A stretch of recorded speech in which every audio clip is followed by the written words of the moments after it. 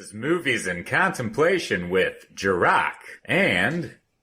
Oh, am I talking to you? Yeah. Taste my soul, taste my life. Hello, everybody. Welcome back. Hi, gang. Hey, everybody. Thank you for joining us. I know a lot of us are out of work and shit. Us included. Yep, and it's a very shitty time. But on the positive aspect, we get to record more. I know. More movies on the way. Movies in contemplation all around. Yes. So hopefully we can keep you guys entertained during this Trying time. Yes. Well, Let's get on with it. let's get on All with right. it. Today it's a Cali pick. Cali. Oh, yeah. I picked Rockstar. Rockstar. 2001 with Mark Wahlberg, Jennifer Aniston, Dominic West, and what's the guy that you named? Jason Fleming. Jason Fleming. Yeah. Bobby Beers. Bobby Beers. Well, before we dive into the film, let's do our business. Let's do the business. It's business time. I know what you're trying to say. You're trying to say it's got out of business in a business. Oh. All right. The wine. I chose Rich and Spicy. And it smells delectable. It does. It's a Cabernet aged in bourbon barrels. Those are really good when they do that. And this is sex. Yeah, this is really, really tasty. It's it's the first time I've seen this one at the stores. It is a twist-off cap, but, It's good. It's good. It doesn't matter if it's twist off. It tastes lovely. Yeah, very, very highly recommended on that. Next, we have... Jirach. The handy-dandy Shakespearean notebook. Notebook. Yes! Sorry, I was in the middle of swallowing. I heard that about you. The wine. The wine, you tramp. The wine. Trollop. Fucking trollop. Strumpet! Strumpet! Down, strumpet. Down, strumpet. All right, moving on. I got fawning, dizzy-eyed, fustularian. Oh, a fustularian. Yeah, let's find Sounds out. like a fucking, space marine. Something. Fawning, giving exaggerated a Star Trek praise race. to gain favor, obviously. Dizzy-eyed, giddy, starry, like starry-eyed. Fustularian. Fustularian. Star Trek race. Nope, fat, frowsy slut? Oh, I love it.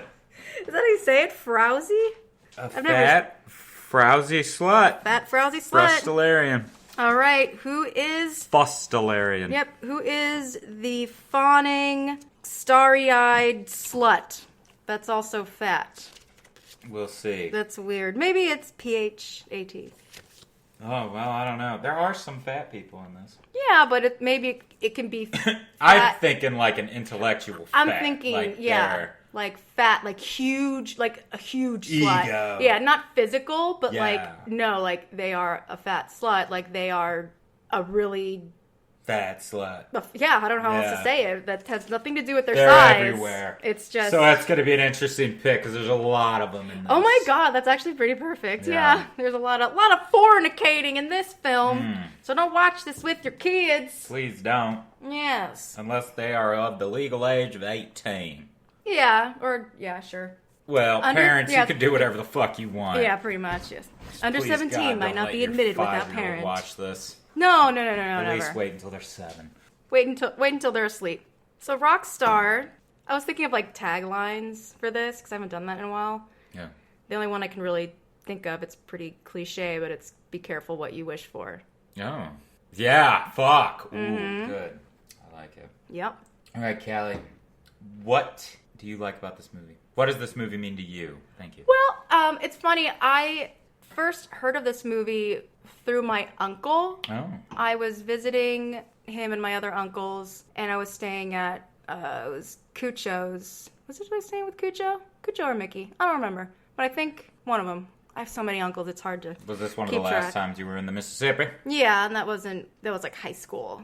But he had, I can't remember if he had the poster or he had like he had something with Rockstar on it, and it got me like intrigued. And when I watched it, I was like, oh my god, it kind of reminded me of my dad. Yeah, I have that little vibe. Yeah, because he was, he's still a musician, but back in the day, he was an aspiring. He was part of the hair revolution. Wanted to be in a band, but he did actually get to have a semi rock star kind of fame for a little bit.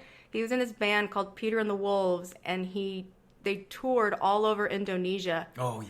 And they were a fucking hit. Out there. They had groupies, and I think he was telling me, like, recently some of the stuff that he and the band would do, and I'd be like, Dad, I don't need Why are you telling me Why are you telling me this?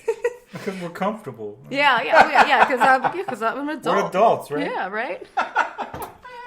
But it's funny, this is what he told me, because I remember when he got home, a woman was with him, and he said that she followed him from Indonesia back home to be with him. So I don't really know. He had like a stalker? I was a fan. Okay. A fan that wanted to date him, and I don't know if that's that'd true. Probably be called a stalker, but I don't know. Yeah. It's a Uber groupie. There you go. Yeah. Okay. So I don't know if that was true or he brought her home and just used that as an excuse. I don't know. This was so long ago. And the fucked up thing was she read my palm because she ended up staying with my dad at his house. Mm-hmm. And she read my palm and she told me that I was going to die in my 30s. Oh my God. My mom was so pissed. That's a fucked up thing to say to a child. Yeah, it is. So we'll see if this lady's right. If I reach 40, then she's wrong. You better, yeah. Yeah. You're reaching for it. Yeah, reaching. But this movie, part of the story is actually inspired by a true thing that happened. A guy in Ohio, he was like a supply salesman, Tim Ripper Owen. He replaced Bob what the hell? Oh, Rob Halford. Yeah, Rob Halford. Yeah, there we go. Yeah. I can't Rob read my Halford. own damn writing. Fucking Judas Priest singer. Judas Priest, yeah. Yeah, because he was in a tribute band for Judas Priest, and that's how he got the gig because I guess he sounded the best. Like Rob. Yeah, sounded like Rob. But that's pretty much it. Just that basis of the story. But I also just like this movie because I just think it's fun. Yeah. It kind of, to me, it kind of leads a little bit towards the campy side. Mm-hmm. But it's still, I don't know, it's not the greatest movie. It did not get really good reviews. People were kind of back and forth with how they felt about it, which I agree. There were parts of the scripts that were, it started out really good. Yeah. But then I think, throughout the film, it was almost like the director just lost his steam, lost his drive for the film, and just kind of got a little lazy with how things turned out. Yeah, I can see that a little bit, especially towards the middle. Yeah, it gets weird, but I still enjoy it. I think it's fun, and the music. Oh, it's great. The music is so good because this is all about the metal band 80s hair flipping everywhere and sex, drugs, rock and roll and all that. Yeah. But they wrote original music and songs for this band, Steel Dragon, that we're going to get into. Yeah. So I bought the soundtrack. The music is really good. I love the way the guy sings. Mm-hmm. Mark Wahlberg is not singing. That's not Marky It's not Mark? him, no. Okay, I didn't think so. It's two dudes. He lip syncs like a motherfucker. He lip syncs so well. Oh my god. It was, perfect. Perfect. It actually looked like he was using all of his mouth muscles and his I wonder if he did sing. They probably just put those dudes over him. Yeah. You know. I wonder how he sounded actually singing and everyone. He raps like a motherfucker, so I don't know. Oh my god, yeah. I mean, Marky Mark. Funky Bunch. Good vibrations. Come on. Feel it. Feel the vibration. And this film kind of made me become a Wahlberg fan. Really? Yeah, I wasn't really huge on him until this film, and then when he started to do comedies. Yeah. But I liked Marky Mark.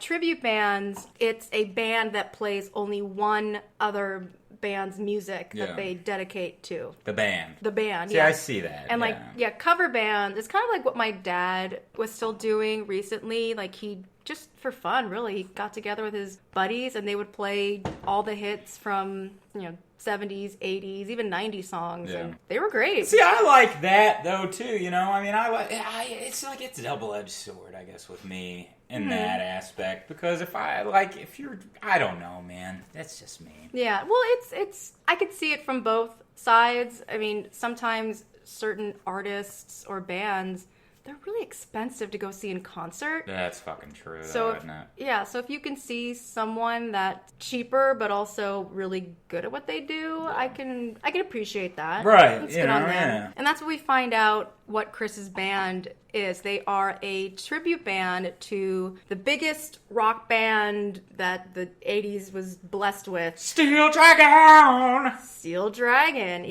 Yeah. And I think Chris's band's name was Blood Pollution. Yeah, that was their band. The- and I the think that tribute was band. named after one of their songs. It was, yeah. Yeah, Blood Pollution. There yeah. is a song called Blood Pollution. So already you can kind of see that there's a little bit of tension with the band. Yeah. And then the next day, you see Chris, I call it his rock star drag gig. Oh, yeah. Because he's putting on this foundation. He's got he's putting mascara on. He's really doing himself up. We're not sure exactly what he's getting ready for at first, but he's got this leather jacket on. He's got these dragons on the arms. He's wearing no shirt. Yeah. And he's wearing these really tight leather pants. And then you see he has this full-sized cardboard cutout of the lead singer of Steel Dragon, Bobby Beer. Beer. That's a weird last name Bobby Beer. for a rock star. If I were him, I would have changed the last name and made it more cool. Yeah. Bobby Beers. Where's the fuck are Bobby you, Beers. Jason? I There he know is. you're Yeah, Bobby Beers. Hey, Yeah, maybe Bobby Beers. after beer. Yay, I like to drink beer. Anyway. Yeah, so we can see he stands next to the cardboard cutout and he's trying to do the stance and he's trying to he's looking at himself in the mirror and trying to do all the these arm signals. I guess he's trying to do the moves that Bobby does when he's on stage, because we find out that they're going to a concert. Yeah. Yeah, him and the They're band going to the concert, yeah. for Steel Dragon. The whole band is dressed up. See, I assume since Chris was dressed up and the rest of the band had a very specific look that they were trying to look like The band the members, the band members. And we meet Jennifer Aniston's character Emily, that's Chris's girlfriend, and also the band manager, and she does the costuming and stuff. And what did you think of Jennifer Aniston in this? I thought it was interesting. I thought it was an interesting choice. I thought it was a very I don't weird know choice. if I'm gonna say this. She was very business, and I liked it. But for that type of era of music, I don't think that she was the best manager per se. But probably, because I don't know, maybe that was the point. We kind of got a business side manager from her, and I liked it. And she was a little bit more mature than everybody else in the film. Right. And when we bring up Steel Dragon's manager later, I'll kind of add more to what I'm saying about her, because it was very much a contrast. So that's probably why. Yeah, it could be that. They did what they did. But in some aspects, the intimate type shit and the sexual stuff. But again, I don't know. I mean, maybe I don't know. I don't know. I think this might have been. This was her get away from Friends type I film. was just gonna say that. Yeah, that happens a lot with actresses who play these roles that are so girl next door, the either perfect or straight edge type of character, and we always see it when they attempt to do a role that's a little more gritty and someone that's wild. And I mean she did okay.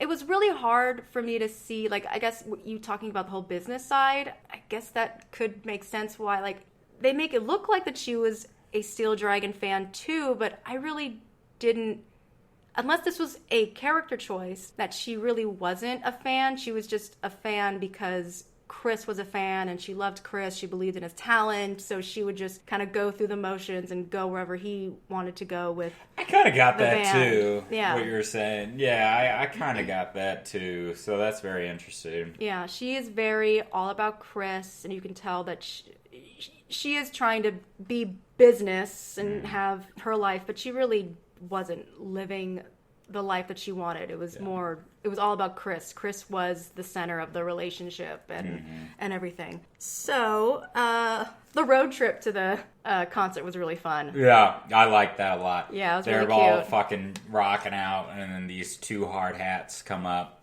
construction workers, and they drive up next, and they're both like smoking cigarettes and look over at these fucking teens. Just, we gotta have a Yeah. you know, like shit. I want to live Yeah. my life! Yeah. And they both like look at each other, and then they look back at the car, and then they just both throw up the fucking forks. The horns. Is it Yeah. really the horns? Is that it? Fuck, I don't know what it is. The rock symbol. The rock- In the 70s, there was the peace sign. In the 80s, you got the horns. You got the fucking horns. Yeah. They fucking were, and they threw him up, and then the kid. Dude, it took me back to being on the bus every time you used to get a semi to honk. Oh my Remember God, that? yeah. When you would like be like, come on! Yeah. And you try to get the semis to honk, and when they would, you'd be like, whoa! That's You how were I like- felt like doing that. Yeah, you were like the coolest kid on the bus if you got a semi to honk Yeah, back. it was so fucking chill. I loved Yeah. it. But that's what I felt from that. They were all like, come on! And then they say, and they're just like, oh, they're part of the horde, dude! They're part of the horde!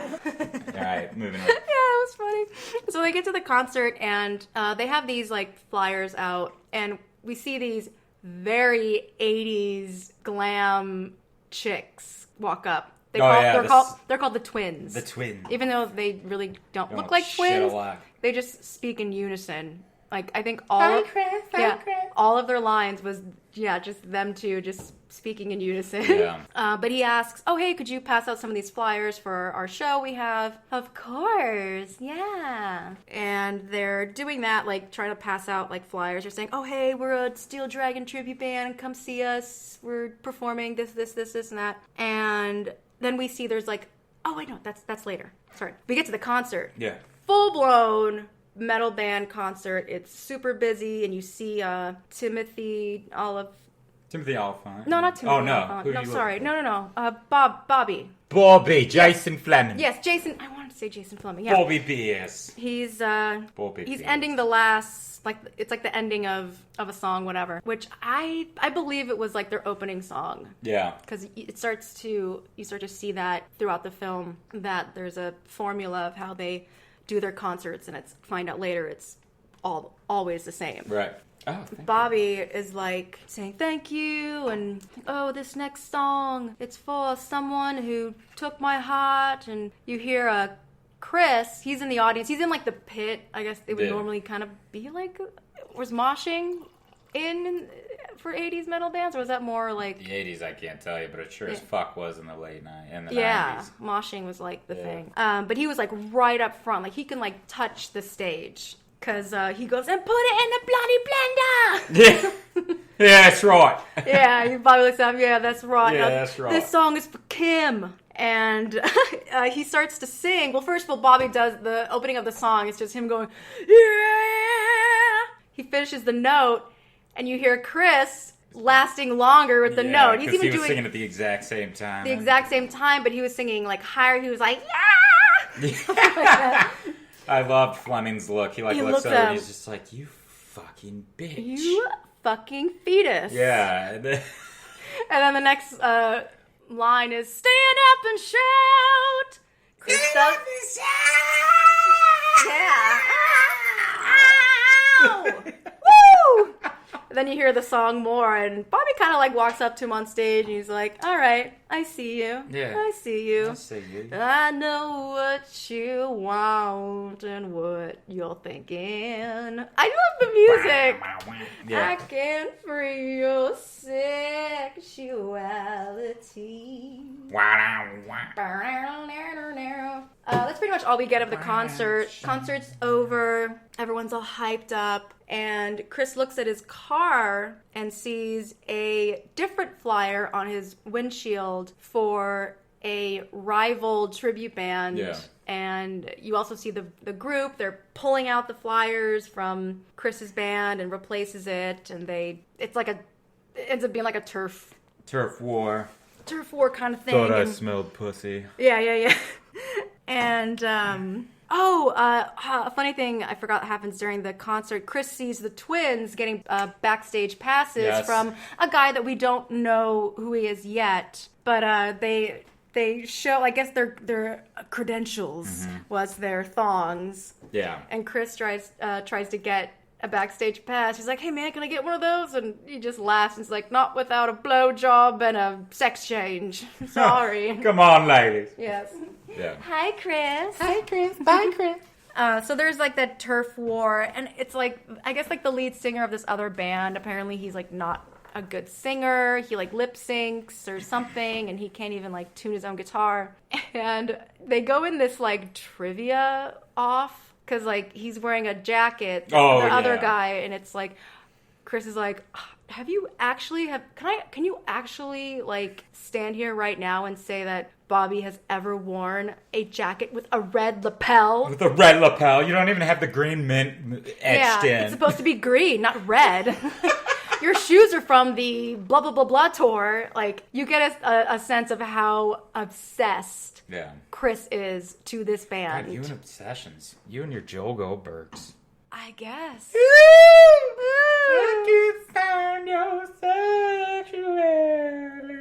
I like those weirdos, man. We are the weirdos, mister. So there ends up being a fight. Yeah. And it's funny, like Chris is Oh, fighting so the lead staged. singer. Loved it. Very staged. Oh, the Loved fighting. it. Oh, I loved it so much. Timothy Oliphant's fight, or if you watch Timothy the Oliphant's, oh god, dude, I loved it. It was just like Like in a good way it or was a bad way? no, I mean it was good. It was good. It was good. It was just so you could just tell how they were just rehearsed with that shit. I loved it. Like too rehearsed? In a way. Or I think so, maybe because it was very like film. You don't really see the stage combat aspect because their camera trickery is so Right. But this was like hardcore stage, like because they were zooming out. They weren't were. even doing it. So it was their stage combat was very like one fucking view. So it was very much like watching a stage. oh yeah, that's So if you like watch that I can scene see- again, you're literally seeing them all fighting to the camera, and it was just really yes. awesome. Yeah. It was like watching a stage A fight stage- on show. That's- a show on stage. That's interesting. I didn't Hmm? really think about that, but I wonder what the stunt coordinator thought about that shot. I don't know. You know? I mean, hell, I mean, yeah. I mean, it was probably one of the only fights in the movie. There was one I can think of right now, but there might be more. But there's only one other that I can think of. Yeah, I only remember, I guess, of that one for the physicality aspect. Right? Yeah, there is one that happens on stage, but it's the next day. Oh, Yeah, Chris is passed out on his bed, and you see there's a cop in his room. yeah. And it's very, like, trickery going on. Yeah. Because you think, oh, okay, Chris is this troublemaker, and the cop's like, hey, wake up. Where do you hide your stash these days? Yeah, we're Come on, get up, hoodlum. Get out of here, man. Yeah, Chris is like, no, like, get out of here, get out of here, get out of my room. And he, like, tackles the cop, and Yeah. you're just like, oh my god, what the fuck? Get out of here, you fucking pig! Yeah, fucking pig. And then Chris has got the cop in like a chokehold, and then he just screams, "Mom!" Nah! Mom! Nah! And then comes to my boy! Yeah. Break it up. Tell him to stay out of my room. Get out of my room, Mom! Again, Mark Wahlberg with the fucking child. Being that spoiled child, he's Mom, I'm serious! I'm serious, I Mom. wonder if he was really like that. I don't know. I like to think he was. That he's But he's very much like playing to real life. Yeah. So yeah, the cop is his older brother, and the brother like is really giving him shit Yeah. for like calling him a loser, saying, you know, you're not tributing to society. Like, I moved out of the house when I was 18, and you're just prancing around singing other people's songs, and you're trying to pretend to be somebody else. Yeah. Like, that's insane how like twisted it is. Mm-hmm. But you can tell because I think because Chris is the baby, the mom like really babies him. Yeah. You know. It's like, well, when I'm listening to Air Supply, Oh yeah. What's wrong with Air Supply? what's wrong with Air Supply? Yeah. I liked that fucking Yeah. that hardcore look. You just, what's wrong with Air Supply? Yeah. As he bites his macaroni. Or his fucking potatoes. Whatever the Potatoes, fuck they were eating. eggs, his breakfast. But yeah, Chris is getting... He has to go to work, and he works at an office. Yeah, an office building. He's like I guess he's like a tech because he's trying to show a guy how to fix the printer or something. It's a 1, 2, 3 motion, man. Yeah. 1, 2, 3 setup. He's talking to this other worker, and the guy's like staring at him, and Chris is like, "What? Is that mascara? I'm in a band. Okay, can you just like focus here and it's just the 1, 2. Yeah, One, it's two- 1, 2, 3, right? Yeah. I think that dude was gay. It doesn't matter if he was or wasn't, but I just think that he was, and that's kind of what Chris was like getting at, because the guy was staring at him and was just like, huh, and then after he like had a little smile and then like licked his lips, I mean, it was very much just like, So I think he thought Chris might have like been a drag. This is my At a thought. I drag don't show know. or Been like at a drag show or you did drag or something. The guy was just like, "Oh my god, is that mascara? Like, is that your name? I'm in a band." Oh right. Oh, I really didn't pick up. I on mean, that was me. I don't Yeah. know. That's what I got. At least that's what that dude gave me. I just actor picked up. for him. His choices. Could have been his choice. Yeah, his choices made me think that. Let Okay. me say that. That's fine. I just thought, that it's not. I'm just gonna say the only word I can think of right now is normal. Right. It's fine, but to see a man wearing makeup during the day at an office. See, that could have been our, like, because when I first saw the hard hats, when they were looking at him, I'm over here going, oh, these dudes are going to, like, turn around and be all like, oh, you guys are gay or something like that. And then they just let out the forks or the thing, whatever the fuck. The horns? Keep calling them forks. The horks. That'll do. The horks.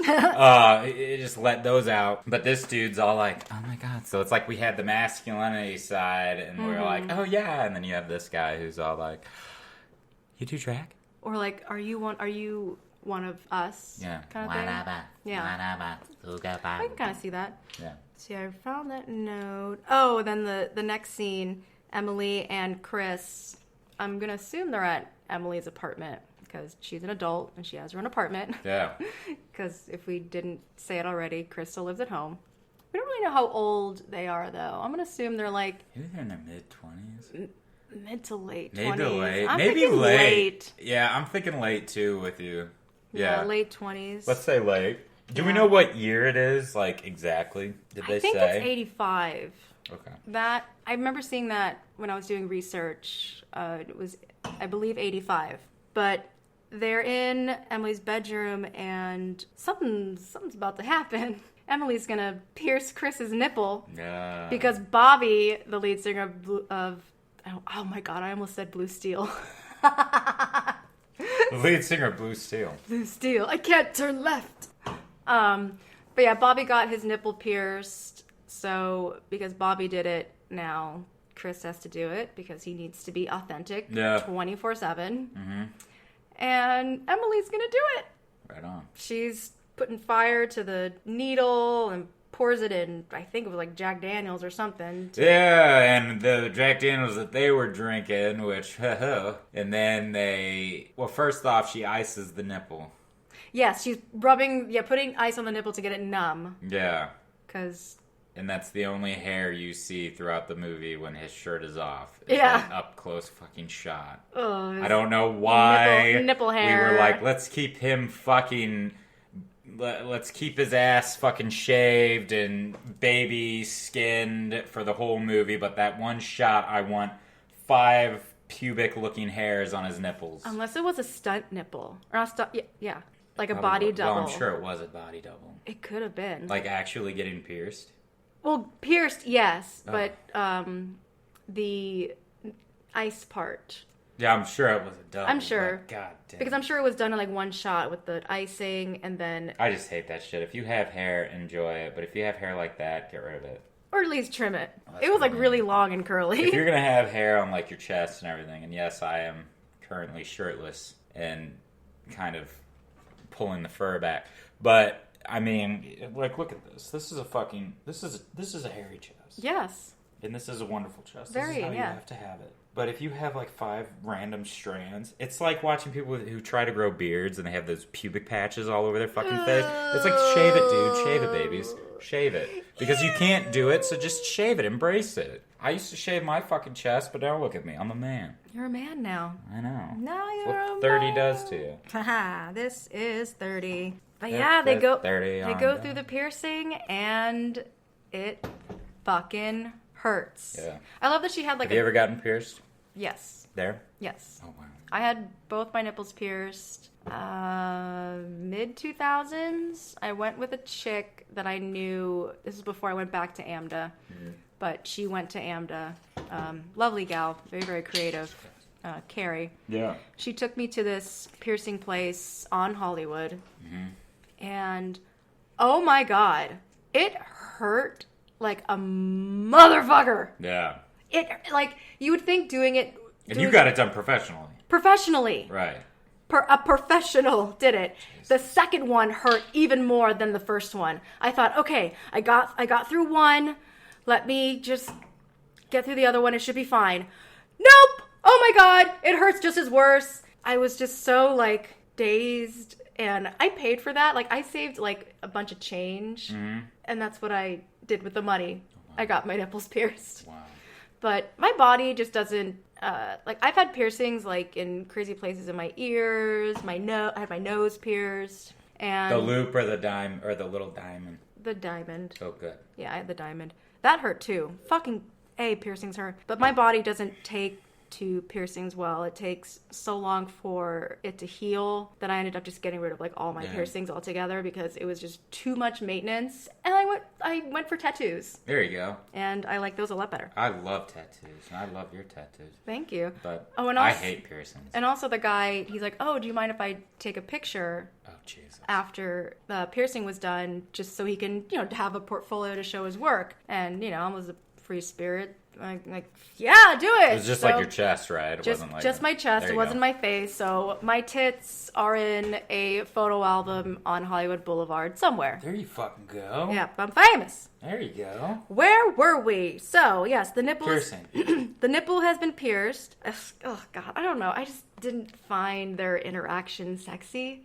No. 'Cause she's well, like- that's what... She was very mom. Yeah. She was very mom, and it made it like really like it was just like, okay, baby, I love you. You could see love like you, it, like it baby. just made me think that she was mom. Like she had a lot of years on him, a lot of years on I him. actually wonder what the age difference is. It probably isn't that much. It's probably I don't know. I don't know. Well, Well, you while continue. Jirok I will look looks this it up. But after that piercing, Jennifer Aniston is like, "Oh, you ready to do the other one?" And he goes, "Oh no, I want to do yours." Jeez, what the fuck? So, it's just not sexy. Oh, I could imagine. And she's just like, "Oh, you want to do mine?" Ooh, and she's very sans bra in this movie. Good for her. No. She broke free. She let those puppies fly. Did you get a tit shot? They're not that far apart. They're she was not, born in okay. '69. He was '71, so they're really not that far. Okay, all right, yeah, that's fine. Everyone ages differently. No tea, no shade on that one. So now it's time for Chris's band's concert, and they have a pretty good turnout. Apart. Fucking rocking turnout. Yeah. It felt like theirs could have rivaled the Yep. actual Steel Dragon. Yeah, only because the venue was a lot smaller. Yeah. You know what I mean? Right. Like they could only fill it to like capacity. And they were at like a fucking construction site. Yeah, like something. Thanks to the hard hats. Yeah. They're like in Pennsylvania or something, because they road trip to Pittsburgh to go to the concert. Because he mentions that later on Oh, I didn't pay attention about to that. Pittsburgh. So he's either in Pennsylvania or I don't know, East Coast. We are doing fine journaling here. Well, So they're backstage, the band, and one of the musicians is looking at his face. He's like, am I wearing too much foundation? Like, I don't know. And Timothy Olyphant's character, he says, I keep putting that shit on until I want to fuck myself. yeah.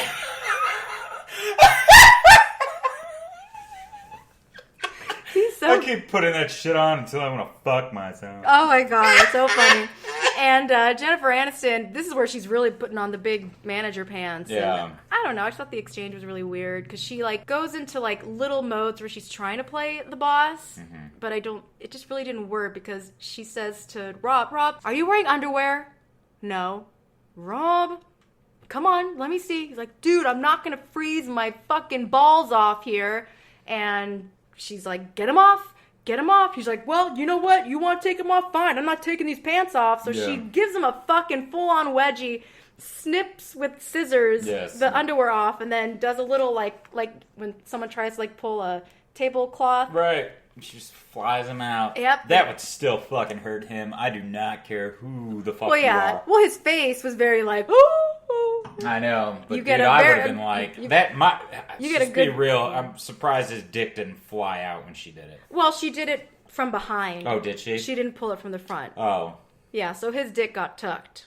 Yeah, alright. Yeah, he was like half tucked. There you go. The But- 1-inch pinch. And we get a really good shot of that V muscle of his, which is very sexy. Alright, Timothy. So the concert's going on, and Chris is doing his damn hardest to do an accent. Right. Brother, this is for you! I'm in the comment with your head. Yeah, this next song. This That's what he sounded like. So, this next song. what was he going for? You know, You're the dialect guy. dude, again, I haven't fucking studied in a long time. But And you have a good ear. But you know, I've got to say, and contemplators, those of you who are Australian, Cockney speakers, or any type of British, fucking agree with me or no, I don't know. But I thought that he was trying to do a Cockney, but it was shooting towards Australia, which is so easy to do. Oh, yeah. It is so easy to go from Cockney to Australian. Yeah. And or vice fucking versa if you're trying to do the two, because they're so similar but they're so different. It's just like out here, you know, we've got our country speakers who are down and wherever the fuck, but people will be like, they'll hear me and go, "Oh, you must be from Country far, boy. yeah, you must be from the South." Yeah. No, I'm not. I'm from the fucking Midwest, and I don't at all think that I have the accent that you're telling me I have, and I can only think that that's what like Australians or like British or English think. God, and that reminded me, I totally fucking failed. I mentioned in an episode a while ago, I can't remember which one it was, I said that your accent only really gets thick when you talk to your dad. Oh, yeah. And I wanted to get a recording of you talking to your dad without you knowing. Oh. And I dropped the ball on that. So since we have so much time on our hands. Right, I'll probably forget all about it, so you can probably do it. Yeah, so I'm just gonna have to remember next time. Yeah. So Well, apparently, I just get an accent wherever the fuck I go. So when we went to Jersey to visit Juice and Kate, oh my god, dude, I couldn't even do it. I don't know was so why. mad at you. If we ever go like out of country, if we ever go to like Australia or anywhere, I'm just gonna speak in the dialect, and it's not gonna be on purpose. It's gonna be totally on accident. It's gonna be habitual. I'm just gonna be like, "Hey, yeah." Yeah. Oh my god, I was getting so angry. And you're like, would you stop it? Like, people are gonna think that you are like being, like, are making fun of them or something. And I I'm don't over know. here going, how would they know unless I'm doing it bad? And it wasn't bad. It was good. When I was axe throwing and we did it there, the dude, I was like, of course there were some drinks involved there, but I was talking to the dude in totally a Jersey dialect, and I was just like, I can't do it because I haven't heard Jersey in a minute, but so I'm not even going to attempt to try to do it right now. But I was just talking to him, I'm like, yeah, I'm from St. Louis, and he was just like, oh yeah, right on. I'm just like, yeah, I'm talking in fucking Jersey. Yeah. Moving on. Moving on.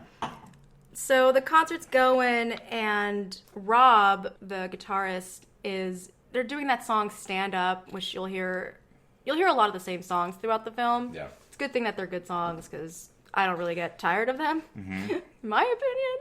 But Rob starts to do his own little solos, and Chris is like looking back at him like, "What the fuck are you doing? You're fucking up this fucking song." And it goes into that part of the song. There's like a guitar solo, and it gives like it's kind of like one of those parts in the songs that give the singer time to like kind of rest and take a couple breaths. Yeah. And during that time, Chris goes up to Rob and he's like, dude, what was up with that? He's like, what? There's no solo during the end of the chorus. And he's like, Rob's looking at Chris like, dude, look at them. They're having a good time. It doesn't matter. Nobody cares. Yeah, nobody cares. He's like, yeah, it does matter. And Rob like looking at him like, dude, you need to get a grip of reality and calm the fuck down. Yeah. Because you're acting mental. Right. And Chris doesn't like that. So he unplugs the guitar cord. Here comes the second fight that I mentioned earlier. Right. Yeah, they get into a total fight, and it's not cute. Not professional at all. No, man. They fucking just went at it. And his dad was coming up with his mom and was all like, boys! And about his parents, I liked his dad. I didn't know what the fuck his dad did. His mom obviously was like She had a daycare kind of thing. thing Because there were going. always like different types of kids running around the house. Right. So she and other people. So apparently, Other I people, guess she too. did have like a daycare. Yeah. So mom, is my room off limits for the Yeah, kids? the parents were like, they're very supportive. Oh yeah. Which I think is like, it's good for like the like current time that we are in, even like in 2000, but like in the 80s, that was very rare for The parents to be hip. For not the parents to be hip, but the parents to like kind of push not push, but support their kid into doing something like that. Yeah. Because honestly, it's normal. It's like you gotta do the cookie cutter thing of what you gotta do. You Well, gotta. it's a survival job. Yeah. Yes. But yeah, the parents were very cool.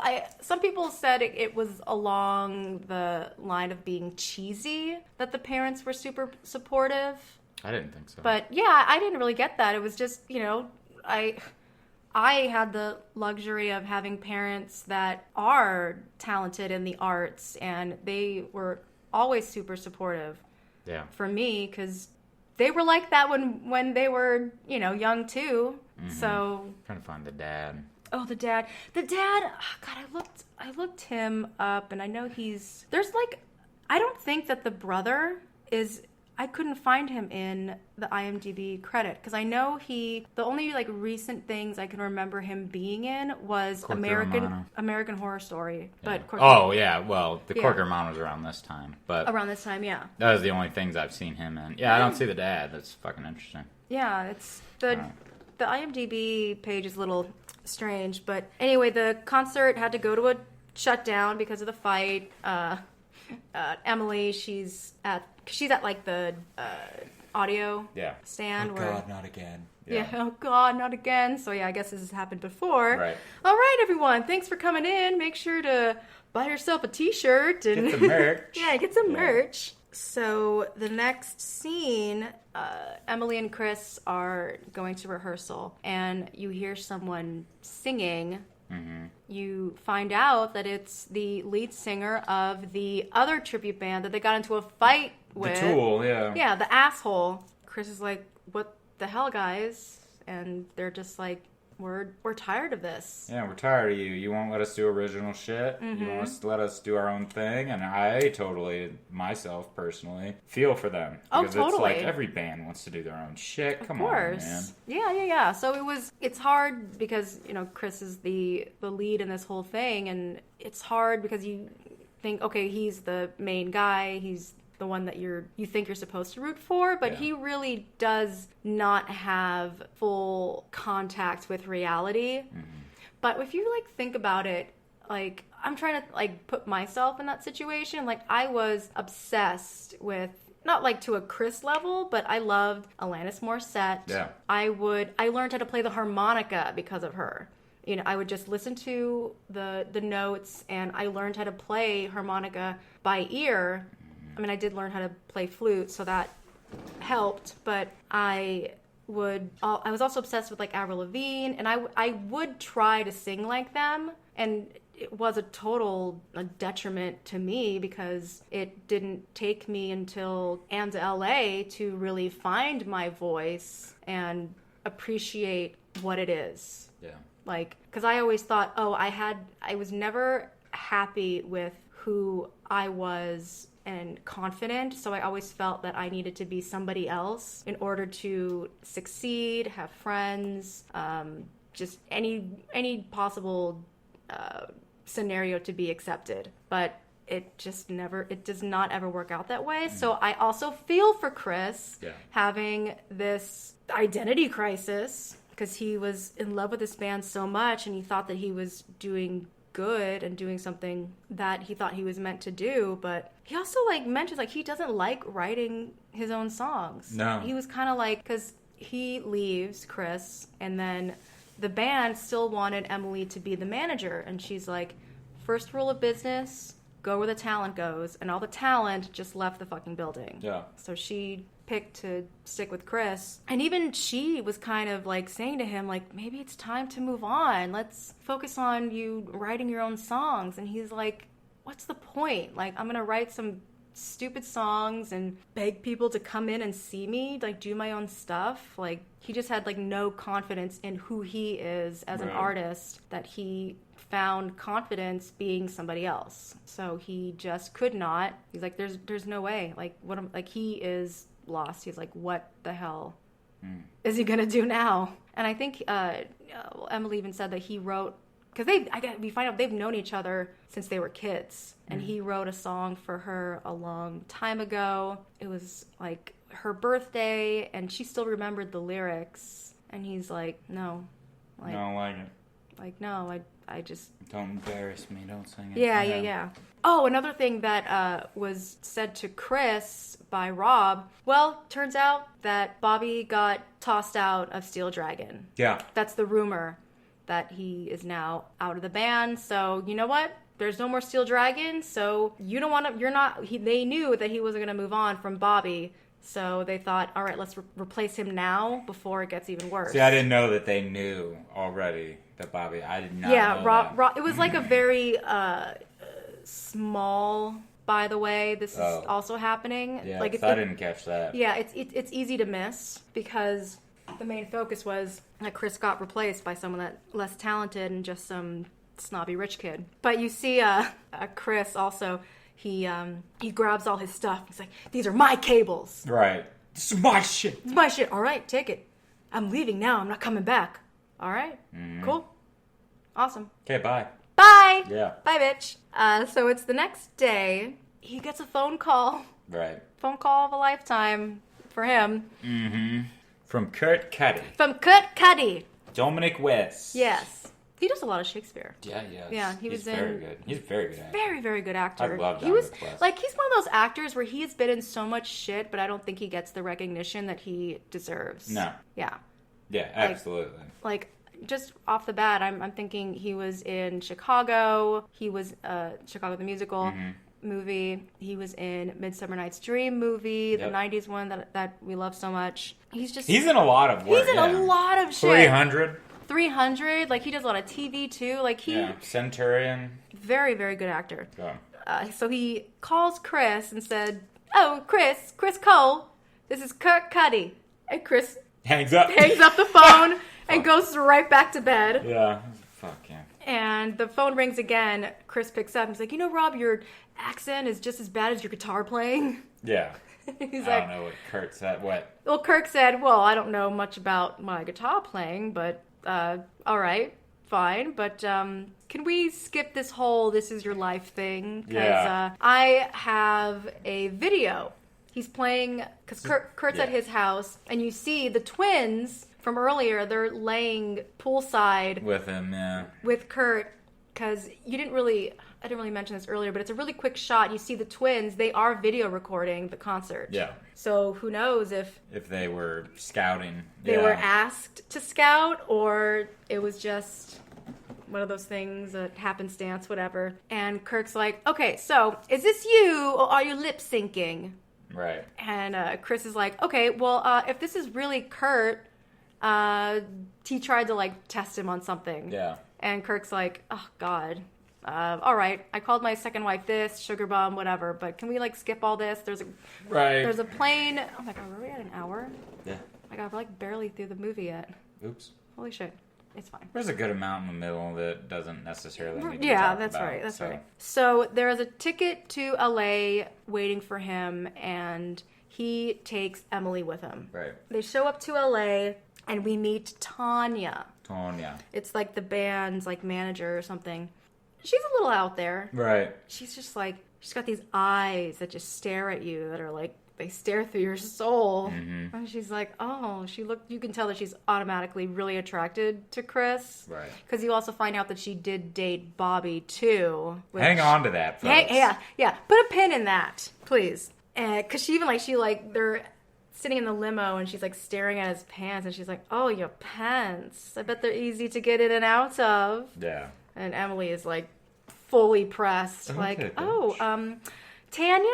Like, she tried to throw, like, a little shade. Tanya, is it? Tanya, it's a Tanya. Oh, Tanya. Okay. So they get up to Kirk's house, and they have this, like, mob of fans waiting at the gate. Hey, guys, we're just nobodies. Yeah. Are you famous? Yeah, you should be. You should be.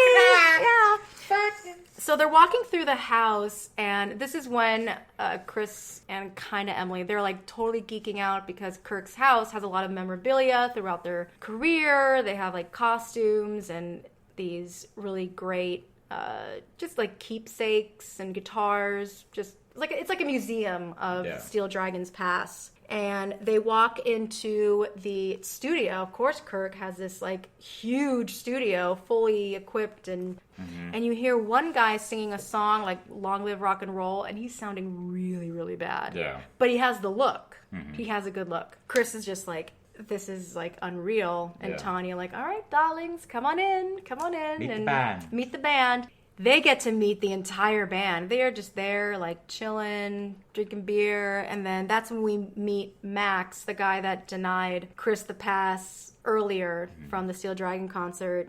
And they're like, he's like the tour manager. Like, he's in charge of and all that. And Chris is like, oh, yeah, you're the guy back in Pittsburgh. You gave everyone else a backstage pass but me. And then Max goes, oh, for good reason. Yeah. From the looks of it, good reason. Yeah, that. And I love it. Fucking Matt's is Timothy Spall, another really good British actor. Another really good British actor who's in so many things. Yeah. I mean, just Harry Potter, Sweeney Todd, just to name two. Out of a couple. Thousands Last of movies. Samurai. Oh my God, your movie. My movie. So. Suck it. Jesus. So Kirk's like, all right, we just want to see if the amazing voice on the video is you, so we're just going to give you a try. And then you see Bobby storming in, and he's like, you're going to replace me with some child. Right. I am Steel Dragon. Without me, you're not, like, totally, like, diva-ing out. And we find out that he did turn into a diva. He would hardly show up for rehearsals. He wouldn't show up for gigs. Like, he just thought that he was hot shit. Hot shit. He didn't have to do anything. He didn't have to do anything. And Bobby turns around and is like, it's because I'm gay, isn't it? He pulls that card. Yeah, and fucking Chris is all like, wait, you're gay? You think I got both my nipples pierced and moved to Morocco because I'm John Wayne, is that it? John fucking because Wayne. I'm John fucking Wayne. Yeah. Do you actually ever listen to the lyrics of stand-up? Do you really think that Kim was a girl? Kim was a guy? Yeah, Kim was a guy. And he also happens to be my lover. And it also happens to be my lover. Yeah. So... Look, Bobby, none of us cares who you poke. Yes. So you're buggering. Just keep your dick away from me, Bobby. I am Steel Dragon. And I love that guy, Zach Wilde, one of the guitarists, he wrote some of the songs in this fucking film. He actually does a lot of writing for a lot of movies. Yeah. The rest of the band members, they actually are, like, Real musicians, yeah. They're real musicians that worked with, like, all...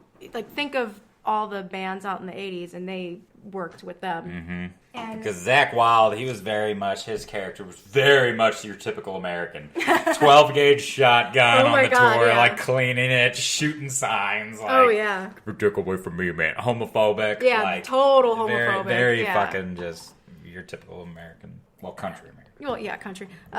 Bobby kind of looks at Chris and he's like, what are you looking at? You think this is just some fun fantasy you're going to live? You think it's all like sex, drugs, and rock and roll? You got the sex wrong, but drugs, I never touched them. Like, he said that it takes real work and dedication. And that's actually really true with a lot of like lead singers. They should not have the luxury that I guess you think like the rest of the band gets when it comes to like partying and stuff, Yeah. because they have to keep their voice. That bitch is a fucking instrument. That in its own. exactly. Yeah. Like how the guitarist takes care of their guitars, their drums and bass and shit. Yeah. And even Bobby said it's I go to bed every like at 3:30. 11:30 every night.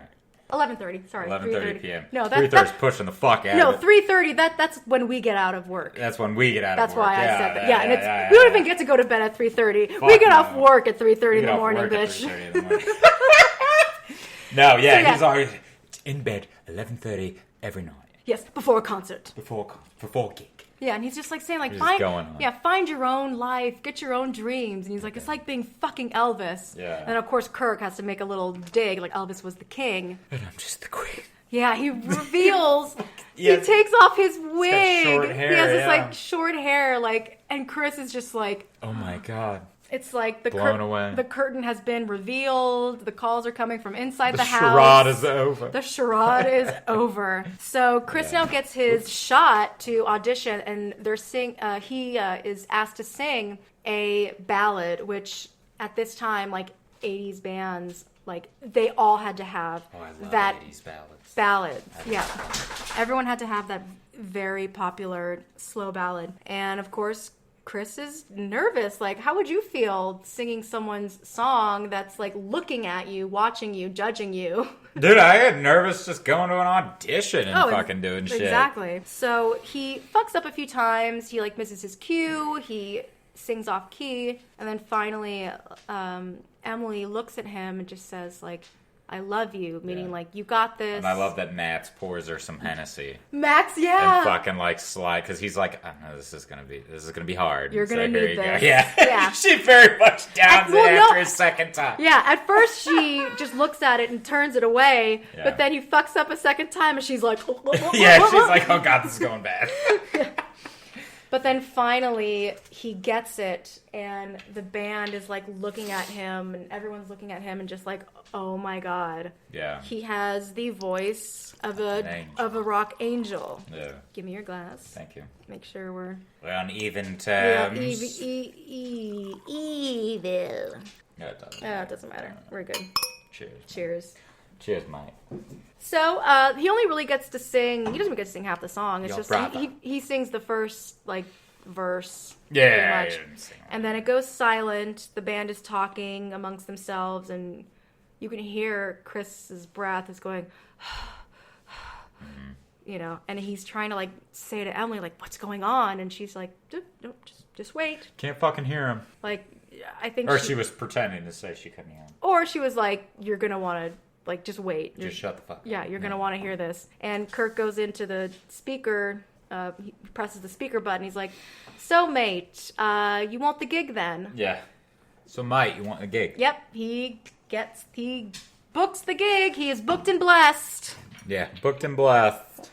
And this is kind of where in the movie it does become like not really kind of a montage. But let's talk about. I don't want to like steal your thunder. No, please. I want to hear what you have to say. Let's talk about his first gig because we've got Yeah. like it's pretty much like obvious what it's like. He's a new kid going in. He's doing Young these kid. pictures, photos. All right, be serious. He can't stop smiling. Like great shit. He's living his dream. Yeah. He's living every, But you what know, I really loved was his first gig. his first His gig. first Yeah, this performance. movie does have like a lot of like montages. So that's pretty much the first one is him getting like, what's the word I'm thinking of when you get into a group or something. Like initiation, Yeah. coronation, something. Right. And before the concert, though, they're having this press conference. Oh yeah, And yeah, they're yeah. like asking him all these questions, and Chris decides to change his name to Izzy. right. Like Izzy's Revenge. I have no idea what that reference is from. I do not know. Can't say that. Yeah. either. And but Chris is also trying to do his damn accent again. Right. Oh yeah, that's why I'm in the band. That's why I'm in the back. Yeah. And again, it's shit. And then Total he shit. hears fucking. He says that joke or whatever. They were like, "Oh yeah, how do you keep your voice so?" Yeah. So fucking- before that, Oh, I'm sorry. they were like, "Oh, can you hit all the notes that Bobby can hit?" It's like, well, yeah, that's why I'm in the band. And then he does the whole "stand up and shine And he's like holds holding this note forever. And then you see the tribute band that he was in watching this, and they're like, Izzy? I'm not fucking calling him Izzy. Yeah, And what then, the fuck? And then you see Timothy Oliphant give like a little smile, like, I'm proud of you, babe. Yeah, like Yeah. he's happy for him. Then that's when one of the press people are like, how do you keep your voice in such good shape? And he's like, oh, my choir teacher, she gives me such good tips. And then Dominic puts his Kirk puts his fucking hand on the thing, and he's all like, because he's eating pussy. he eats a lot of pussy. He Yes. eats a lot of pussy. He's like, yeah, of course. And then they're leaving the press conference, and he's like, asking Emily, oh, did I do okay? Like, yeah, you did great. You definitely handled that pussy thing great. And he's like, yeah, I didn't know what else to say. And she's like, honey, I'm going to make an honest man out of you. Yeah. That he's practicing trying to speak Cockney for Yeah. like during that. I love pussy. I eat pussy for breakfast. I eat pussy for this. I eat pussy. I eat so much pussy you wouldn't even know. Morning, noon, and night. Morning, noon, and night pussy. Tons, Every- loads of it. Loads of it. Lots of And pussy. finally, Emily's like, Chris, either get in here and do it or shut up. Oh, I love that. That was a cool Get in here and do it or shut up. That was a cool girlfriend moment for sure. So now it's the night of Izzy's first concert. You can see that he is totally nervous. The band's doing their like pre-concert ritual. Yeah. One of them is meditating. One of them is working out. Yeah. Someone else is drinking. Yeah, Zach Wilde was working out. Fucking Dominic West was meditating. And I don't know. Oh, other the two. one guy, I think, the one that's the drummer. He put a Oh, yeah. a cup in his pants cup to in make his his pants. junk look bigger. Very, very David Bowie. Oh, is that what David Bowie did? I don't know. I feel like David Bowie put like a fucking air like thing, and then but if you watch like the package was huge. David Bowie. All you got to do is watch Labyrinth. Yeah. Oh God. Yeah. So Max So takes Izzy to his spot where he has to go up, which is on this like little lift, like elevator lift kind of thing. And I love the line that he says is, "You're in good hands. I haven't lost a man yet." Right. Yeah. So the concert gets started because Izzy gets lifted all the way up to the top of these like huge like metal stairs. Yeah. And he starts off really strong. And he's walking down, singing that song, Blood Pollution, super confident, sounding great. But then he trips on the steps. And he falls, dude. Hard. He falls like 10 feet. Tumbles Yeah. off the stairs. Plus, there's like another level below that. And that's when like the movie, it starts to go into like a slow motion mode, kind of like through his perspective, like after falling. He's got blood on his forehead, and he doesn't know what to do, but he is a professional. Right. And he goes up to the mic and screams out, "You want blood?" Yeah. The song was Blood Pollution. So yeah, he totally And he's did it. bleeding, dude. Now that's fucking rock and roll, man. That's rock That and roll. is fucking rock and roll. If you fall, if something happens, you keep fucking going, dude. That is Absolutely. what they do. It does not fucking matter. The They could show be must sick. go They could do on. whatever. They fucking go and do it. That is fucking rock and roll, man. That totally. So he's finishing up the song. He's doing really great, and he notices that in the audience, a few people have signs up saying, "Bring back Bobby! Yeah. We hate you, Izzy," and whatever. And he, Izzy, leaves the stage to like get a drink of water, get a towel, and he grabs a hose, this really long hose for like It's like fireman hose, fireman. essentially. Not that powerful, but I mean, it's from the building. It's a tank hose. yeah, and he starts to Yeah. spray the audience, and they're loving it. Yeah. He is very well received. After the next song, he starts to take down the fake accent, and he says this speech like, "I'm just a regular guy. I grew up with the posters of these guys on my wall, and now I'm one of them. And I'm living proof that if you follow your dreams come true." Right. Blah blah blah and all that. And we go into Very Justin Bieber. very Justin. He's a full believer. Yeah. And they go into that ballad. The concert is over, and the band is like singing his praises. Like Yeah. he is loved by the band. They're like, Oh, yeah. and even Izzy's like, it felt so good to finally hear the music played to perfection. Now it's supposed to be Right. heard, and they're like, well, it was sung that way. Like we heard it professionally too. And it's funny, the family gets in VIP except for the brother. That was fucking funny. Yeah. Mom! And they go, Mom, wait, Mom! I'm Izzy's brother. But Yeah, I love that right. the bouncer almost didn't let Emily in. Emily or the parents in. Yes. Like, he was like, who the fuck are you? And then Yeah, it yeah. took, what's her Tanya. name? Tanya comes up She's and like, just goes, she's all right. they're all right. Yes. Thank you. Come on, darlings. Yes. Come on. So they get backstage and they are just celebrating. They're excited. And now it's time to party. Right. It's the after party. And it's weird because they drive up to a club. And I don't know if you noticed, there were posters up on the walls of the club. And it was for the band Jethro Tull. Huh. Yeah, I don't know I if didn't that notice that at all. Yeah, I did. I noticed the Deep Purple speaker when they were walking through the house. I loved that. Yeah. You don't know what Deep Purple is? Yes, I do. Okay. I don't remember. I just don't remember hearing that. Oh, wait. It was very quick. It was just a Deep Purple. It said Deep Purple on one of the speakers. I don't know. It said Deep Purple on it. So Yeah. I was like, hey! Yeah, I didn't. Love their outfits! Yeah, I didn't look too hard into that. But the band is partying, and they make Chris go through like initiation, Yeah.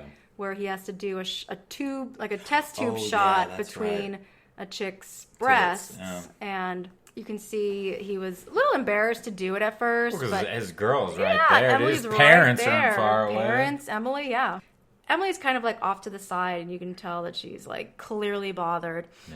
And Max goes up to Emily, and she's like, "Oh, it's all in good fun, right? You just gotta understand, it's part of the territory. It takes time to let this adjust Yeah. to you, but just." You know, you're also allowed to have your own fun too. I really liked Max. I really liked Timothy Spall. Like, you get this creep version, like this creep vision from him in At the beginning first, at yeah. first, and it's like, okay, when does that? And because obviously he's got the cocaine pinky nail, Pinky nail, yeah.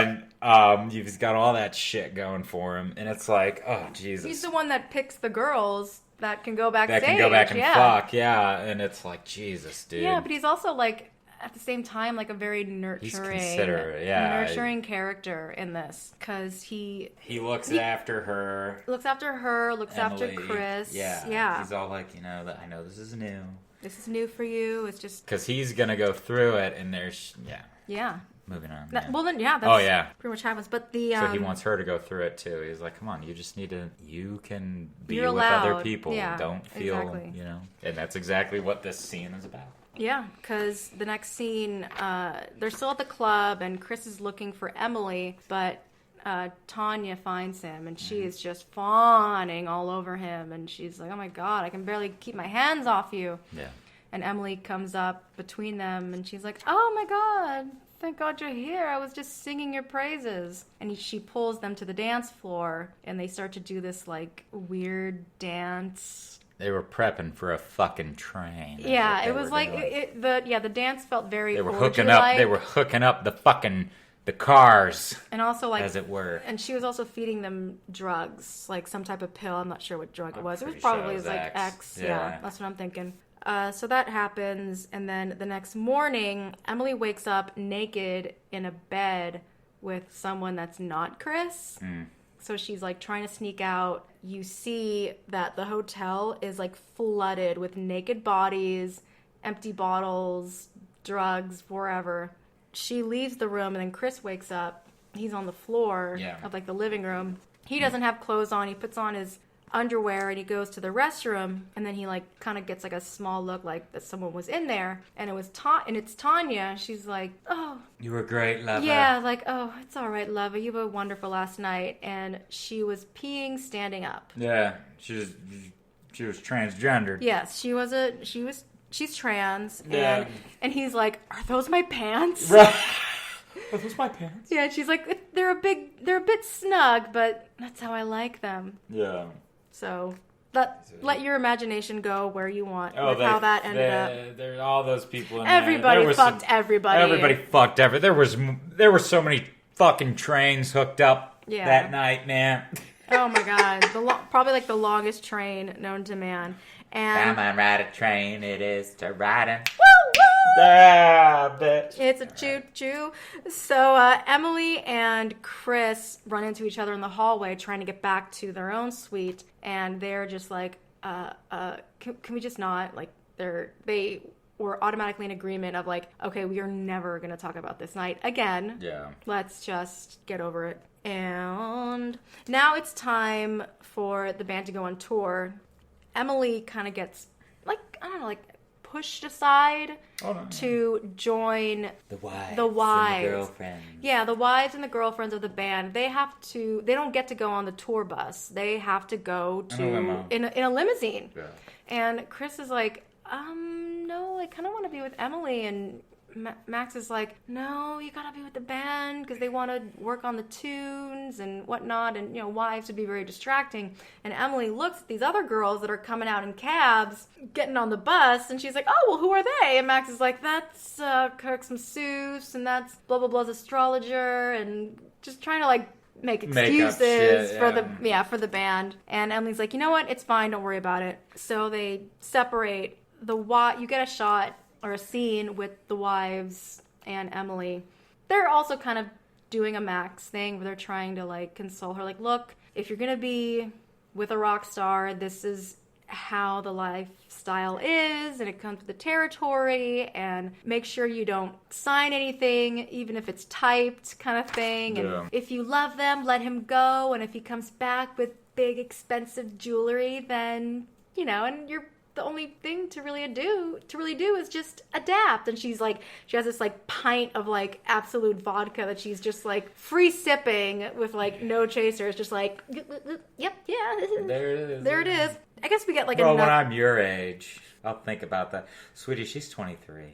22 and a half. Right. I was like, Jesus. Like, these girls are so young. But they were very much like, well, that's how we got with him because we were part of that bus. We were part of the bus, yeah. One of the wives was like, yeah, I met blah, blah, blah on that bus. And you can tell one of the other wives, she was kind of going with the motions, but she gave like a really great... Was it the ginger? I think so. She had like I think that was the drummer's... Not the ginger. Oh. It was she had like dirty blonde hair, and her hair was like kind of crimped.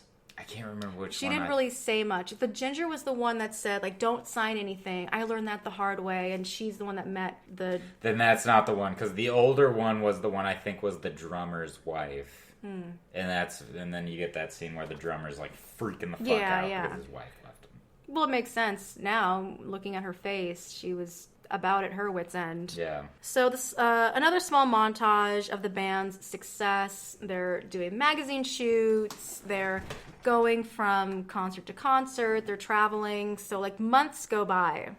Emily gets to her breaking point where she tells Chris, like, I can't do this anymore. My roommate and I are trying to start this business. We got our loan, and we're going to we don't really know what the business is, but they have to move to Seattle for it. Yeah. And Chris is definitely like heartbroken, and Emily's like, this isn't like a goodbye. I'm not breaking up with you. It's just, I cannot do this every day. I don't want to travel with you and not be with you. Yeah, I can't be in a limousine for hours, and this is your life. I need my own life, kind of thing. So right on.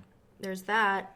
After she leaves, it's the drummer, and he's getting like blood put in him. Yeah. Yeah, he's like, oh, my liver isn't what it used to be, so I gotta get like checkups. Here he is giving his knowledge to Chris. Like, there's just... And this was, I think, before his wife left. This was before. Right. Yeah. He's like, there's just... The word pussy gets thrown around a lot in this film. Oh, that was the 80s. Yeah, true. Like, oh, there's just so much pussy just thrown at you. And he says something that, I guess, like, I don't know, it kind of makes sense. Like their job is, like, to live the lives that others dream of. Yeah. Because the rock stars get the girls, and the guys are the ones that buy the records. Yeah. So they can get with the girls. So it's this... That's the circle of life with rock stars. Like, it's your responsibility. And that's the most we heard from the fucking drummer. Yes. Because he was very quiet the whole fucking movie. Like, Zakk Wylde had more lines than him for a while. Yeah. The other guitarist other than Dominic West. And you don't really get the bassist really either. You just get a lot of face time with him in the beginning. Yeah. But the drummer, this was the first time. Who the fuck was the drummer? Yeah, it's the first time you actually get like a human emotion. Jason Bonham. Yeah, Bonham. That's weird. So we get another montage of Chris, Izzy he's now starting to take advantage of his stardom. He's buying expensive things. He's trashing hotels like all rock stars do. Like there's a scene where a maid comes in and they glued all the furniture on the ceiling. Oh, Jesus. Which apparently that's like an old kind of tale of what bands used to do. Like they really did like fuck up hotels. Yeah. And he's also partying a lot. And then we finally get to Seattle. Emily pulls in to the hotel. She's excited because Chris even said before she left, like, okay, well, we're going to be in Seattle in this amount of time. I'll make sure you have all our numbers so we can see each other once we're in Seattle. And Emily goes in this elevator with these chicks that are the typical groupie look for those type of bands. Yeah. Very like blonde. And the majority of them were strippers. Majority of them were strippers, yeah. And Max, he's meeting these girls and he's saying, all right, everyone, I need you to show me your pussy pass, please. Pussy pass. Yeah, I don't know how they got it's a pass that says P on it. Yeah. The letter P, not P as in urine, but anyway. Yeah. So the blonde that's like behind Emily says like, oh my God, if I get to do Izzy, I'm gonna freak. Right. And Emily's like, okay. But I'm on a time limit, so I gotta. Oh, yeah. I gotta work at 3 a.m. or whatever. Yeah, midnight. So Emily gets to the front where Max is, and Max is like, oh, hi. And she's like, oh, what does the P stand for? Oh, it's the pass. The bouncer it's dude the was all like, oh yeah, it's the personal pass. Personal friend of the Personal band. friend of the band pass. Yeah, and Emily's like, oh no, it doesn't mean pimp. And they're just laughing like, oh, you're so silly. Yeah. And Emily like pushes through, and it's like a party is going on like in the hallways. It's not even like a big hotel. It's an entire floor of people partying. And Chris, Izzy, walks out of a room and he's like dressed, but his like pants are undone. He's like grabbing his crotch to kind of give Got you the crabs. God, I bet that got spread around a lot. But it's to kind of give you the idea that Chris just had sex with somebody. Right. And he is completely out of it. Oh, He he's blitzed. He has no idea where he is. He was like totally surprised to see Emily, and she's like, you forgot. Like, you forgot that I was coming. And he's like, no, I didn't forget. I might have forgotten, but I didn't forget. Yeah. And she's just like, you're wasted. Like, you're just totally like, she's completely upset, so she leaves him. Mm-hmm. And that's freaking blonde. She's like, honey, are you done? Because I gotta do them now because I gotta be at work. Like you said, I gotta be at work at midnight. Yeah. And Chris says, well, wait, don't leave. I'll go with you. Emily's like, go with me where? I'll go with you to Seattle. We're in Seattle right now. Yeah. So she leaves. 6 months go by, and the band has like their break. Yeah.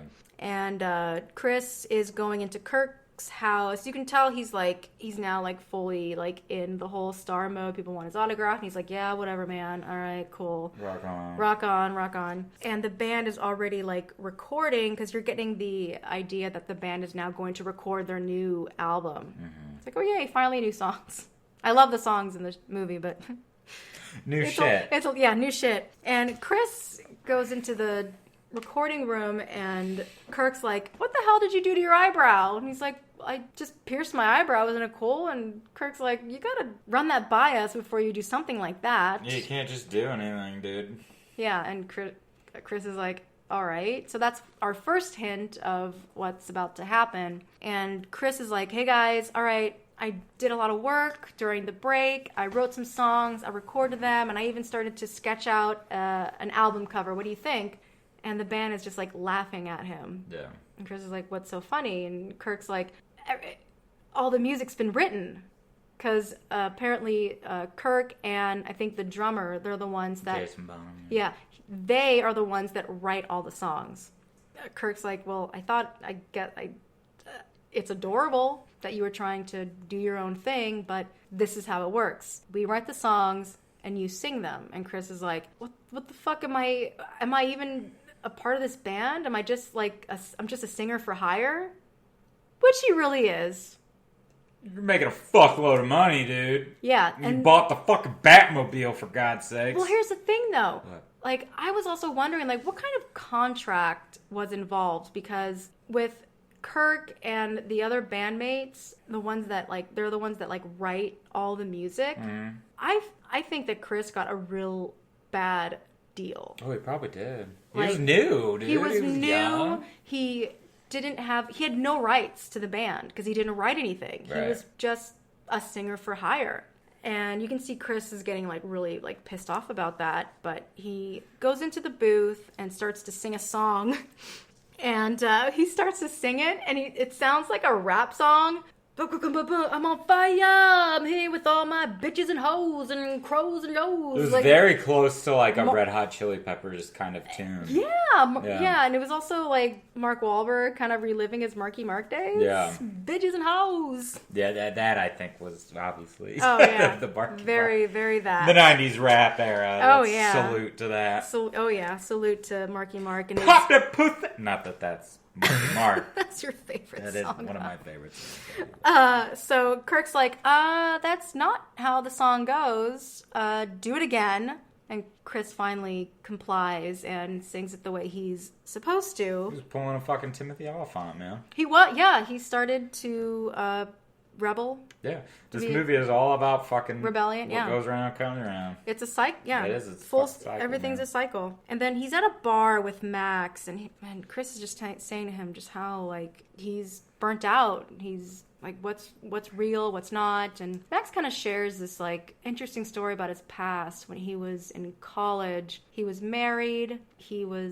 They were out like on a picnic or something at a park, and he said that he had to piss. And he started to walk off, and he looked back at his wife saying, okay, so my life is like mapped out for me.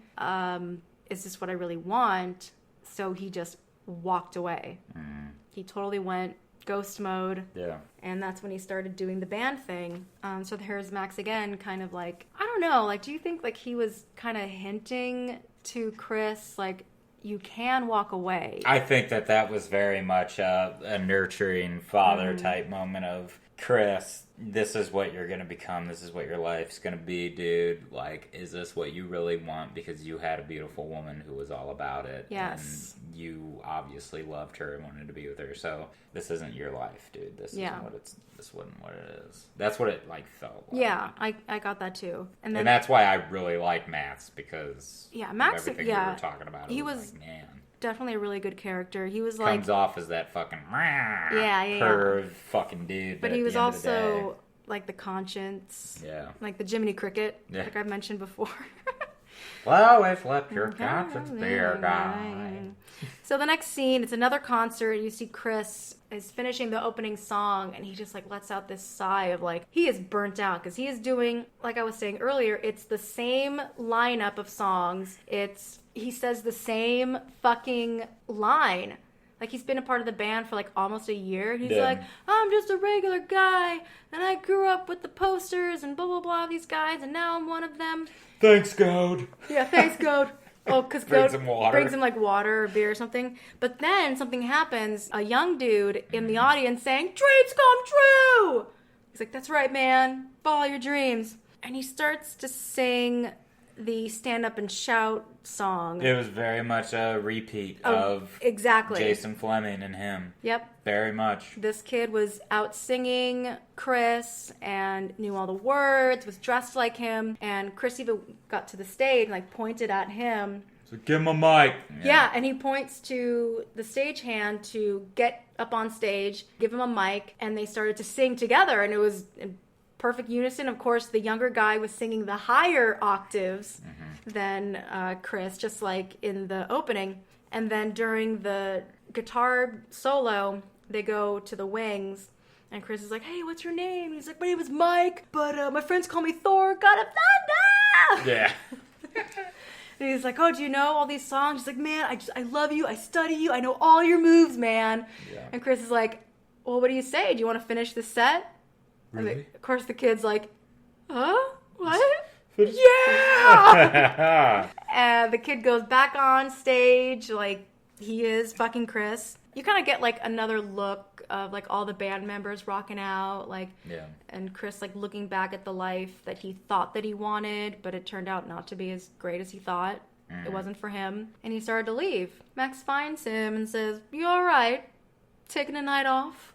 And Chris goes, "I just gotta go take a piss." And Matt's new right there, man. Yeah, Max is like, "All right, off you go." Yeah, off you go. Yeah. See you later. And then we get like a little voiceover of scandal happened when Chris Cole, the singer, replacement singer of Steel Dragon, leaves, and you get interviews with the band saying, "Hey man, we're still Steel Dragon, there's 4 of us left." And then the drummer is like, "Look, for the last time, I don't care where the fuck he is, alright? I don't fucking care." Yeah. And you get Max's interview, and he's like, "He just said to me, I really gotta take a piss."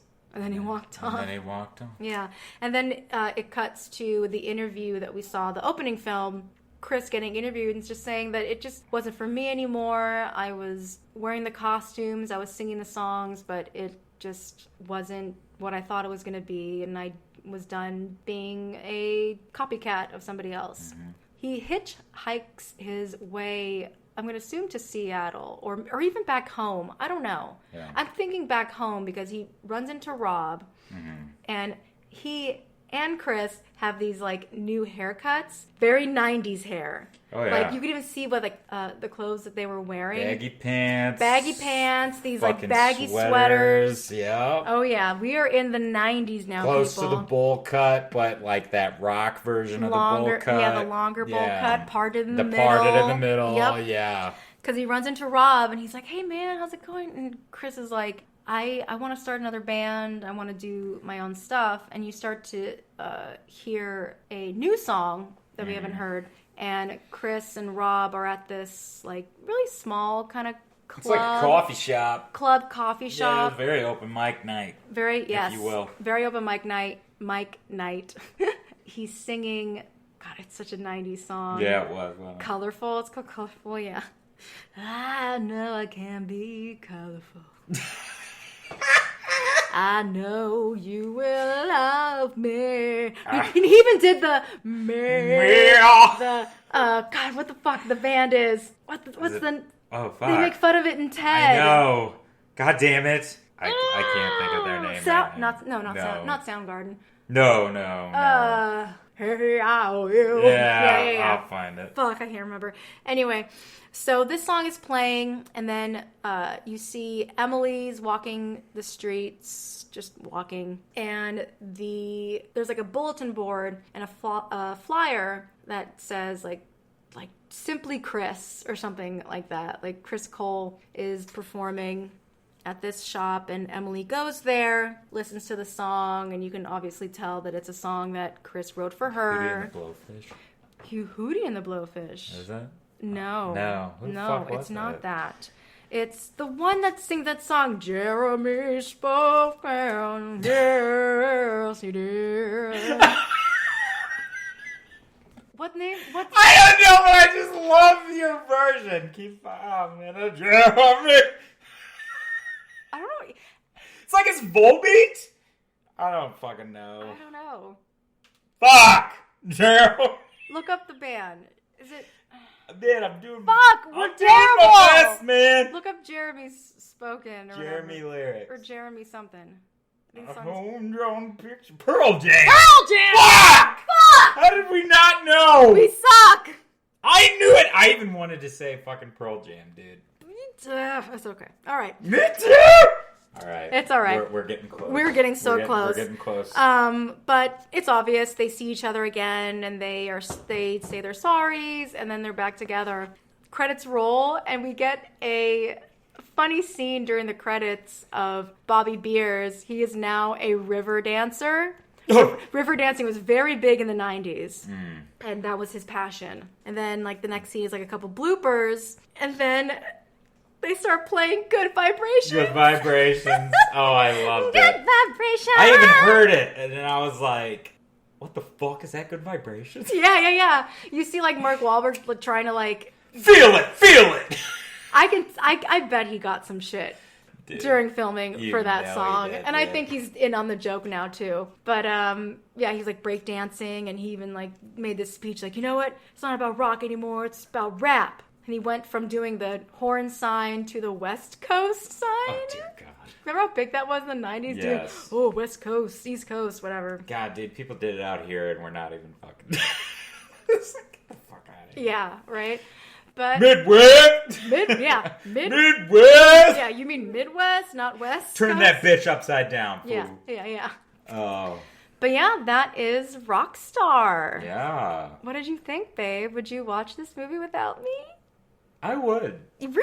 I would. No actually. shit. I think I would. Yeah. There is no think. I would. I would. I did enjoy this film a lot more than I honestly thought I would. Okay. And it's like I said, the first time we watched it, I didn't really like pay attention, I guess. But this time around, I was really like, man, I'm feeling it. Like I really liked it. I was really liking where it was going. I love damn near everybody in this film. Yeah. Actor wise. But yeah, no, I think I'd watch this without you. Yeah, you said you saw it in like a different light, or... I don't know. It was so long ago when we first watched it. It might have just been...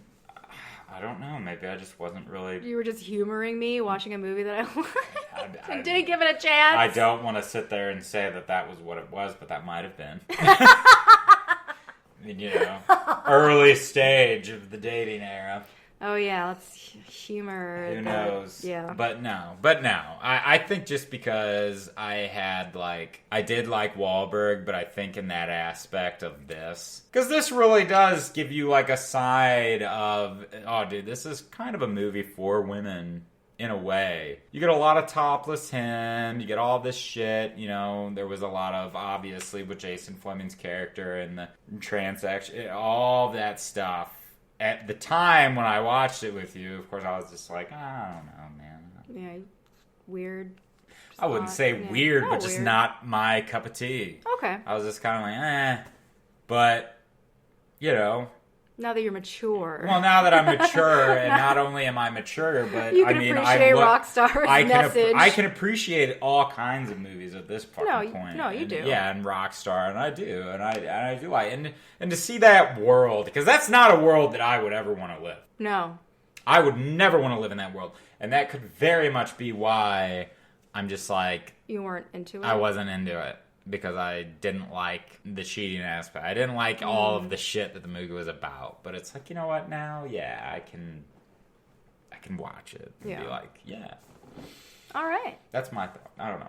All right. Awesome. Let's move on to the hand-to-dander Shakespearean notebook. Notebook. So who do you think was the fawning, dizzy-eyed, I still can't say this damn word. Fussilarian. The... I think it was Chris. exaggerated praise, giddy, starring. Oh my god, yeah. Yeah. That's definitely Chris to a T, because he was constantly fawning over Steel Dragon, and he was dizzy-eyed. He had stars in his eyes, accepting this gig of playing it. And he was a total fucking slut Yeah, he was. man. throughout this film. So yeah, that one was Right. already stamped. That Yeah. was his tramp stamp for sure. But what do you have for me? Okay, so I really thought about this, and I know that one of the top 10 most fucking movies watched right now is Contagion on fucking Netflix, and it's probably just because it is one of the only films available, maybe. I've never heard of it. But the only reason that I would want to, like, probably do it is because they have, like, this dog parent moment thing in there that is very us. Oh.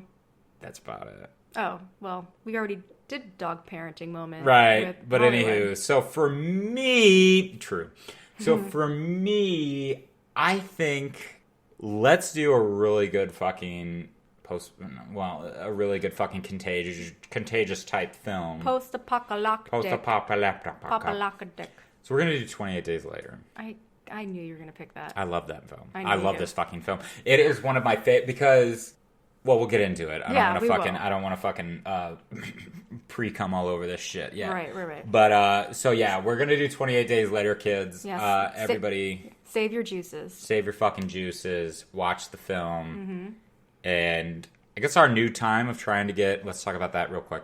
Our new time is trying to get shows out. We're going to try by Mondays now. Yeah. We're going to try to get our episodes out on Mondays. Yeah, we've been a little sporadic, but... And especially with this pandemic and I shit know. happening now, everything's just... Yeah, my work schedule has been changing a lot this year and a half, so it's been difficult to stay consistent, but we're going to do our best to get things out on Monday. Right. So, all right, everybody. Thank you so much for joining us once Yeah. again. Please like and subscribe. You can find us on all podcasting platforms. yeah, and if you guys can leave us, like, just a little review, it can be, like, a sentence, that would be very much appreciated, because some platforms take that way too seriously. Right, yeah. Yeah, but we are also all over social media. We are on Instagram at movies.contemplation_pod. We are on Twitter, movies_pod. We are on Facebook, movies and contemplation. And we also have email, movies.contemplation@gmail.com. The house down boots. Fuck yeah, kids. All right, everybody. Thank you once again, and we will see you cats next time. Bye, all of our rock gods and goddesses. Bye!